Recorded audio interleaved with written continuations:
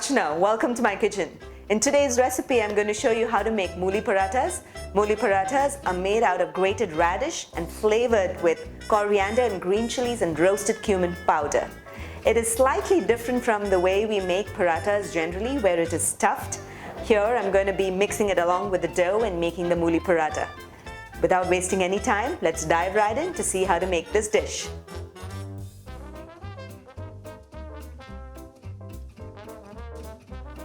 To begin making the mooli paratha, we will need some radish, coriander leaves, green chilies to begin with. I have here some peeled radish that I'm going to grate using a fine grater.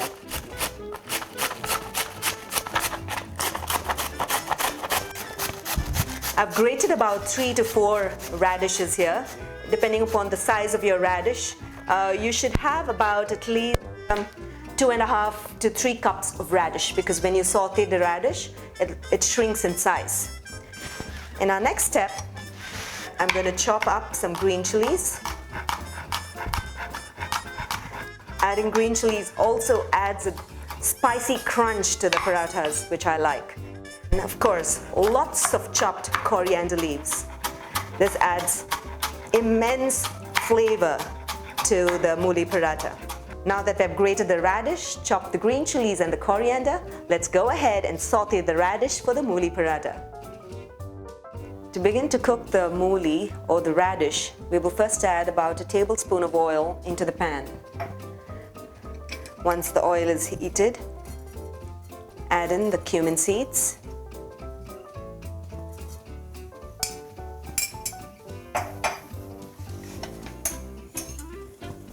and the grated radish.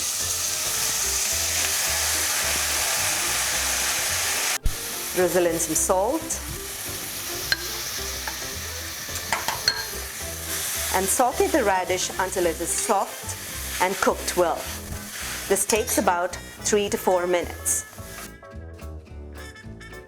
You can optionally cover the pan to fasten the cooking process. We've been sauteing the radish for about 3 to 4 minutes. Notice that the radish is shrunk in size and turned lightly softened. Radish releases a lot of moisture, and we need to evaporate all this moisture by sauteing it on high heat after it has softened. Otherwise, the dough becomes a little too sticky and be difficult to roll it out. Once you notice that all the moisture is evaporated, I'm going to add in the turmeric powder. It adds to the color. The roasted cumin powder, lots of it, adds lots of flavor. And our chopped coriander leaves and green chilies. Give the mixture a good stir. Now that all the ingredients are well combined, we have to allow this mixture to cool completely, because when it is hot, you can't knead it into the dough. So allow it to cool completely, and then we'll make the dough to make the mooli paratha. I have with me about 2 to 2.5 cups of flour that I've measured.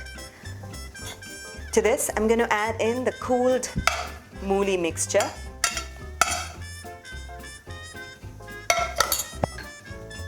And just a little bit more salt for the dough. Remember that we added some salt to the mooli mixture, so add in just a little bit. As I mentioned earlier, the mooli already has some moisture, so we will first combine the dough and the mooli mixture, and depending upon how much water is required, we will add in more. Add in some water. Add it in little at a time. You don't want the dough to become too soggy. Once all the dough and the mooli mixture has come together, the dough will be a little sticky. To make it smooth, I'm going to add in a little bit of oil on the top. This not only makes the mooli paratha soft, but also makes it easier to roll the paratha. Knead well for about 3 to 4 minutes, and the dough for the mooli paratha will be ready. To begin making the mooli paratha, I've divided the dough into small lemon-sized balls. I've made about 7 to 8 balls, and the rest of the dough I'm going to refrigerate for later use. So let's begin to roll the dough. To begin making the Mooli Paratha, I'm going to flatten the dough and dust it in flour. The dough will be a little sticky, so it's important to dust it in enough flour. Apply just a little pressure when you roll the dough and dust it back in flour again so it doesn't stick to the surface.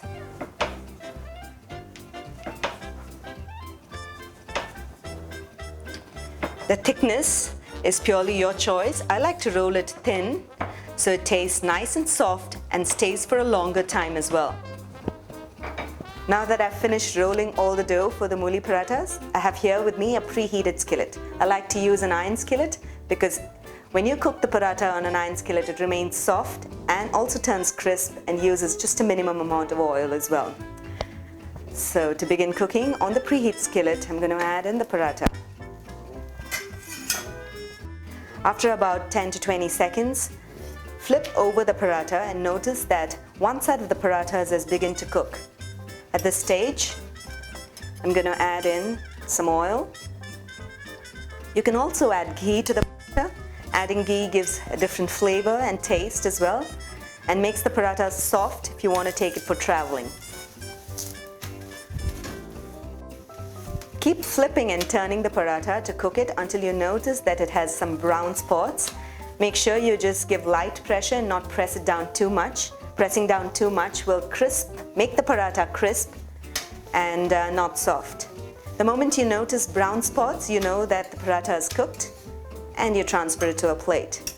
We'll proceed the same way to cook the remaining parathas and stack the parathas one above the other. The amount of time that it takes to cook a paratha depends upon how thin or thick you've rolled it. If it's thin, like a thepla, I've rolled it like a thepla, then the cooking time is less than 30 seconds or even less.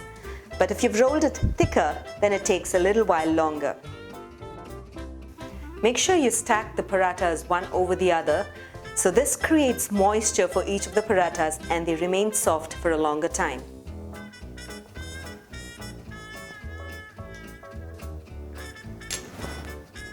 This paratha tastes delicious with a Punjabi mango pickle and maybe a raita of your choice. Do give this recipe a try in your kitchen, and if you do, don't forget to give your feedback in the comments below. I'd love to hear back from you. Until then, until next time, happy cooking and healthy eating.